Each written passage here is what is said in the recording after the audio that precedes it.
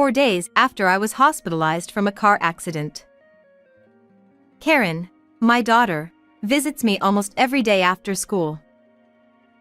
Hey Karen, did you tell your dad about me properly? Yeah. I told him. Hasn't he come to visit you? Despite his wife being hospitalized, Toby, my husband, hasn't visited even once. I felt a bit saddened by his coldness. 2 days later, when Karen was visiting because she had no school. Poor thing. You were in an accident, right? Suddenly, my best friend Naomi walked into the hospital room. But I hadn't told Naomi about the accident, so how did she know? Oh, you came together. Toby peeked out from behind Naomi. I have something to talk about. Without any concern for me, Toby continued his story. I'm marrying Naomi. So, divorce me. He boldly announced it loudly in the hospital room. What? What did you say? I said, I love Naomi. We're getting married, so you take Karen and get out. I thought I misheard, so I asked again, but I couldn't comprehend the sudden situation. Naomi, what is this about? It means exactly what it sounds like. I love Toby. Will you give him to me? Naomi's expression was serious. Is it possible for someone to make such a selfish request? Ignoring the two passionate visitors, my daughter burst into laughter. What? You two can't get married. Because? What Karen said was quite unexpected.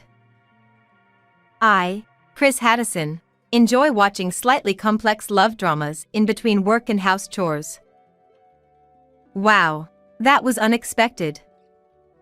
Wait, it ends here.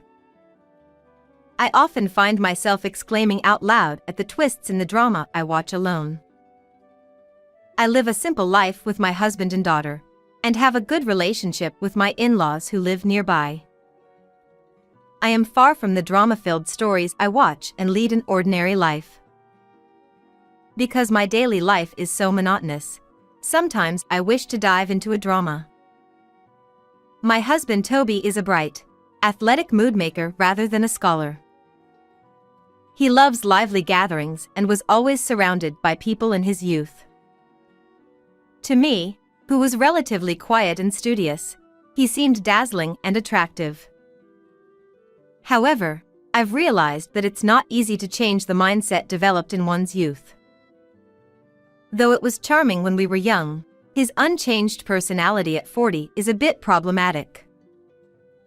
What I once found admirable has become a source of concern as we age. My recent worry is about the relationship between Toby and Karen.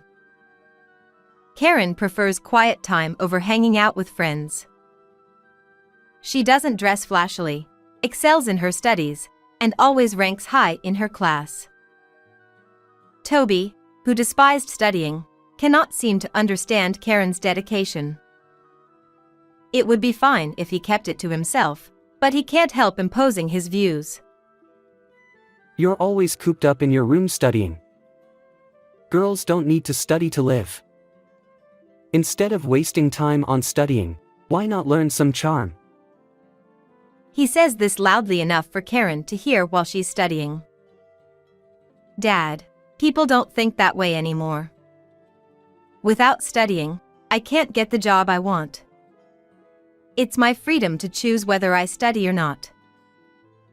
Despite Karen's rebuttal, Toby always comments whenever he sees her studying.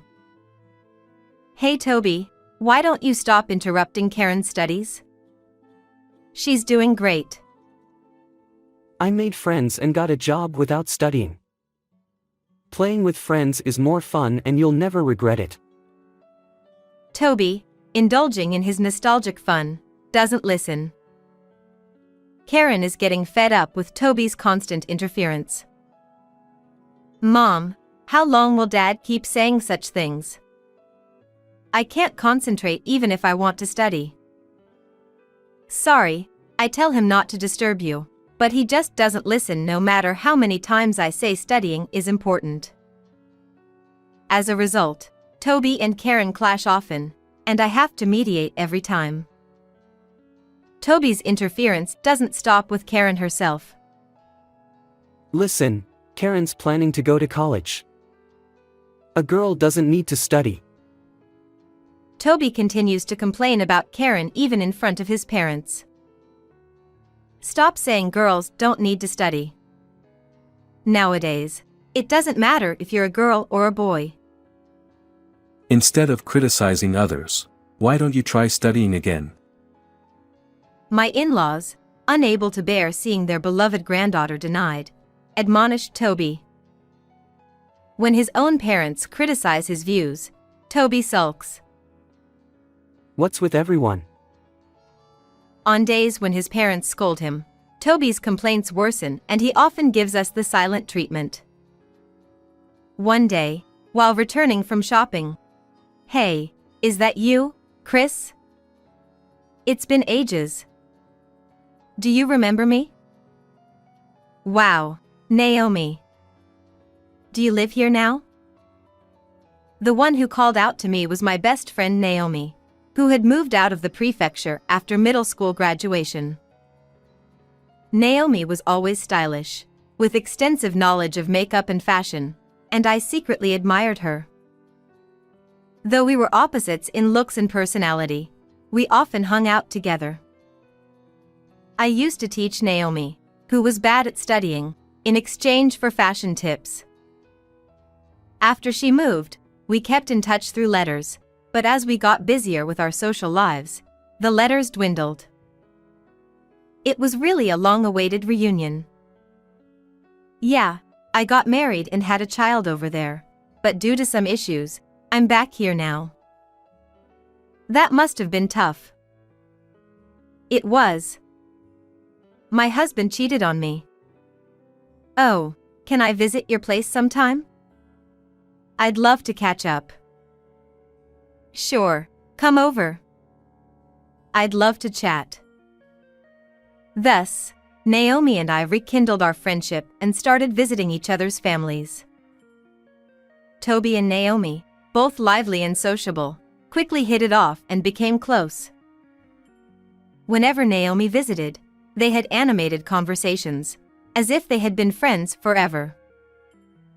Naomi's daughter, like her, cared about fashion and was around Karen's age. Every time Naomi and her daughter visited, Karen tried to be friendly but didn't seem to get along well. She said it's unthinkable not to be into fashion or romance and called my look plain. She's younger than me but acts superior. Karen, frustrated, would vent to me after they left. Everyone has their own thing, so don't worry. You're fine as you are.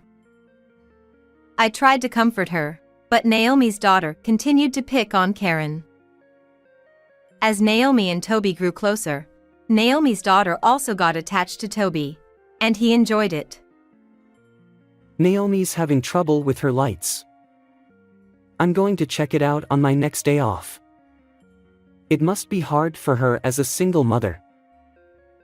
Toby, pitying the single mother household, often helped out at Naomi's place. Toby is so capable and fast. I'll keep asking him for help. Naomi praised Toby in front of me, flattering him. Toby, flattered, became more enamored with Naomi and her family. Naomi started visiting less frequently, while Toby was often away helping her. Dad is visiting Naomi's place too much. Is she really asking for that much help? I don't think Naomi is helpless. Being a single mother is tough. I have to help her. Toby's focus on Naomi's household made both Karen and me increasingly unhappy. Even when I hinted at our discontent, Toby showed no signs of changing. When I went to Naomi's house 3 days in a row, even Karen and I couldn't overlook it. I want you to value our family a bit more. Naomi is just a friend, you know? I just don't understand Dad's thinking. Then Toby, with a sigh, said, I wish Naomi and her family were my real family instead of you boring people. I never expected to hear such words. I was so taken aback that I couldn't respond. The only thing that happened was my affection for Toby gradually faded away. After that incident, the atmosphere at home completely chilled. There was little conversation between the couple, just the bare minimum. Toby and Karen seemed even more distant than before. It's no wonder things turned out this way. I thought to myself, as long as we can live without any issues, that's enough. With that in mind, I went out shopping. It was when I was on my way back, riding my bicycle, that it happened. Suddenly, there was a loud impact and the sound of brakes. When I came to, I was lying on the ground. There was some commotion around me. I opened my eyes gently, but it took some time to grasp the situation. My bicycle had been flung far away, and the items I bought were scattered everywhere. Oh, I've had an accident. Right after thinking that, pain shot through my entire body. I could hear the siren of an ambulance in the distance. Enduring the pain, I waited patiently for the ambulance to arrive. Even during the transport to the hospital, the pain made my consciousness fade in and out. By the time the treatment was finished and I was in the hospital room, Karen had rushed over. Mom, are you okay? Karen, I'm sorry to make you worry. I'll have to be hospitalized for a while. I had broken my right leg in the accident. I'm just glad you're alive. I was really worried. I hope you recover well. I felt sorry for worrying Karen. I don't remember much about the moments before and after the accident, but I'm truly glad to be alive. For now, I'll focus on getting better. And so, my life in the hospital began. On the 4th day of my hospitalization, Karen visited me almost every day after school. But Toby hadn't come even once. I'm sure he knows about my accident and that I'm in the hospital with a broken leg. Or maybe Karen didn't tell him because she didn't want to talk to him? Hey, Karen, did you tell your dad about my situation properly? Yeah, I told him. Hasn't Dad come to visit? No, not even once. But it's okay as long as you told him. The hospital must have contacted him too. Dad should at least come to visit. Though we only have the bare minimum of conversations at home, he should still come to visit his hospitalized wife at least once. I felt a bit saddened by Toby's coldness. 2 days later, Karen, who was off from school, was visiting me. Chris. You poor thing. You had an accident, didn't you? Somehow, Naomi, who shouldn't have known, entered my hospital room. I was wondering how she knew, and then Toby quietly appeared behind her. I finally thought he had come to visit, but he came with Naomi. I guess he's using my hospitalization as an excuse to meet Naomi freely. I didn't expect him to bring Naomi along even though I wasn't expecting much concern. Oh, Naomi. You came together. Then Toby, who had been silent, spoke up. Chris, I have something to talk about. Without any concern for me, Toby continued his own story. I'm marrying Naomi. So, let's get a divorce. Karen and I exchanged glances, both tilting our heads. What? What did you say? I asked again, thinking I misheard. I love Naomi. We're getting married, so you and Karen need to leave. I couldn't understand what he was saying at all. It was like a scene from a drama I always watch. I thought it wouldn't help to talk to the excited Toby, so I decided to ask Naomi. Naomi, what does he mean? It means exactly what it says. I love Toby. I need Toby. You two haven't been getting along anyway, right? Why not let me have him? Naomi's expression was serious. Is there such a selfish thing? Of all people, my husband. A real friend wouldn't do this. You're the only one who thought of her as a friend. What do you mean? Hey, Naomi. After Toby called out, Naomi started to speak. Chris, you've always been plain. From the start, you and I were mismatched. But you were smart, so I stayed close to you because it was convenient. Thanks to you, I aced those tests back then. Naomi had only seen me as a convenient tool, and I was the only one who thought of her as a friend. Feeling pleased with herself, Naomi continued. Toby and I get along, and he seems happier with me. I think I'm more suited to be his wife. Naomi said this with a sly smile and then whispered in my ear. And it seems like he has a lot of money too. Apparently, Naomi was attracted by Toby's good salary and pretended to be troubled to start an affair. She intended to kick Karen and me out and take my place. Toby seemed to have genuinely fallen for Naomi's seduction. With my hospitalization, they saw it as the perfect chance to push for a divorce while I couldn't move. I almost sighed at their reckless actions. I can't believe something like this is happening to me. Naomi and Toby, with triumphant expressions, waiting for me to surrender. While watching the two of them getting carried away, I was thinking about what to do. Then Karen, who had been silent all this time, started laughing. What? You two can't get married. Did you know, Dad? Karen's words were surprising. Naomi is in the middle of a divorce mediation because of her own affair. She's being demanded a lot of alimony. When we reconnected, Naomi had said her husband had cheated on her, but that was a complete lie. It was actually Naomi's affair that led to her being told to separate, and she was now in the middle of divorce mediation. And during this mediation, she was looking for her next financial base and found Toby. Naomi planned to divorce her husband and wait for 6 months to remarry, ensuring Toby would marry her.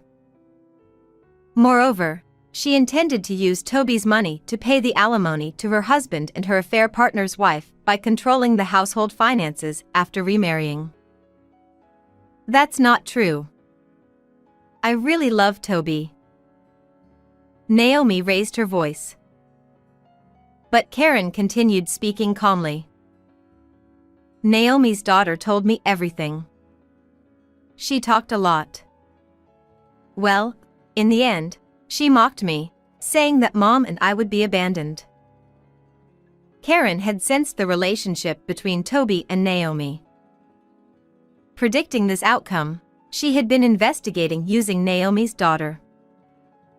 Naomi's daughter looked down on Karen, so when Karen told her about the divorce crisis, she spilled all the family details to feel superior. Thanks to that, Karen learned about Naomi's plans and was ready to use it as a trump card when necessary. I was impressed by my daughter's ability to judge situations calmly and gather information. Perhaps it's due to my daily guidance. The knowledge about divorce and trials I gained from dramas had paid off here. Though still a high school student, I thought my daughter had impressive insight and action. Realizing her plan had been exposed, Naomi frantically called her daughter. "What are you blabbing about? You've ruined my plan. I'm broke now. I had finally found a good money source." Naomi began arguing with her daughter over the phone. Hearing this, Toby finally realized he had been seduced for his money. What? He was stunned and couldn't find words. Moreover, Naomi had chosen Toby because she thought he was the president and thus very wealthy.